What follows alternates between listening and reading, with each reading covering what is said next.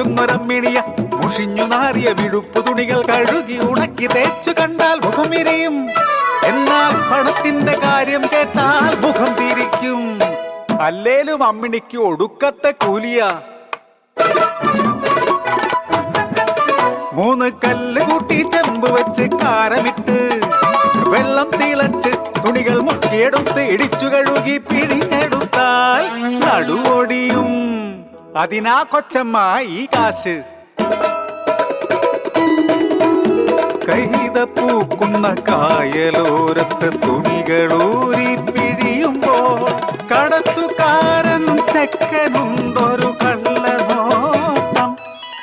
ആ ചെക്കനെ എനിക്കും എൻ മനസ്സിനുള്ളിലെ കള്ളനായി.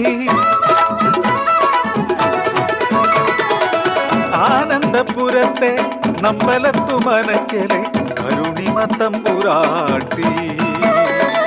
തറക്കലെ കാവിൽ വിളക്കിനു പോലും പടിപ്പുര ഇറങ്ങാത്ത തമ്പുരാട്ടി. ആ മനക്കലെ വിടുപ്പുകാരി കൊച്ചമ്മിണി പടിപ്പുര കേറിടാൻ കഴിവുള്ളോള്.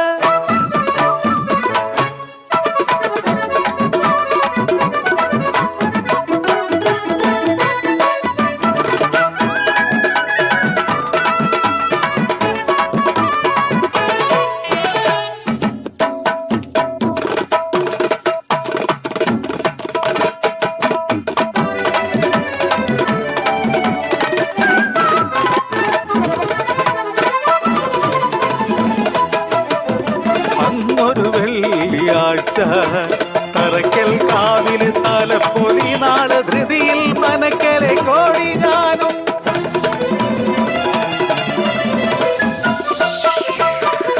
കയ്യിലും തലയിലും ഭാണ്ഡങ്ങൾ പേറി പടിപ്പുര ഇറങ്ങി നടന്നിടവേ ഒരു പിഞ്ചു കുഞ്ഞിൻ കരച്ചിൽ അറിയാതെ മനസ്സിൽ തോന്നിയതോ.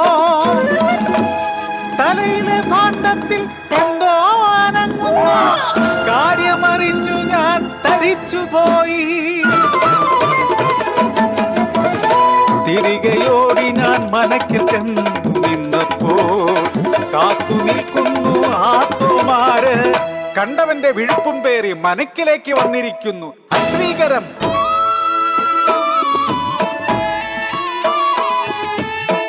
ആകെ പകച്ചുപോയി ഇനി എന്തു ചെയ്യുമെന്നറിയാതെ. അമ്മയല്ലെങ്കിലുമെൻ പെൺമാനസം ആർദ്രമായി വിതുമ്പി നിന്നു.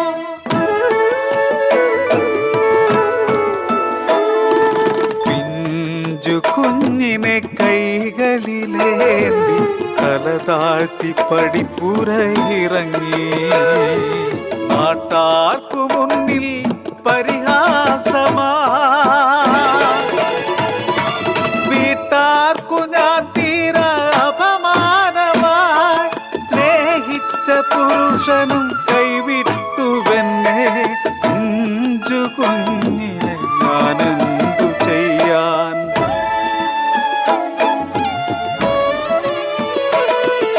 വിഴുപ്പെല്ലാം വെളുപ്പാക്കും വെള്ളോത്തിയമ്മിണിക്കു ആരാന്റെ വിഴുപ്പിന്റെ പഴി ജീവിതം. മേലാളർ കീഴാളർ ഇരട്ട ത്രാസിലെ നീതികൾ. സത്യത്തെ മറയ്ക്കുവാനാവില്ല ഒരിക്കലും. വളരുമി സത്യം നാളെ നാടിന്റെ സത്യമായി വളരും. നാടിന്റെ സത്യമായി വളരും. വിഴുപ്പെല്ലാം വെളുപ്പാക്കും വെള്ളോത്തിയമ്മിണിക്കു ആരാന്റെ വിഴുപ്പിന്റെ പഴി ജീവിതം. ആരാന്റെ വിഴുപ്പിന്റെ പഴി ജീവിതം.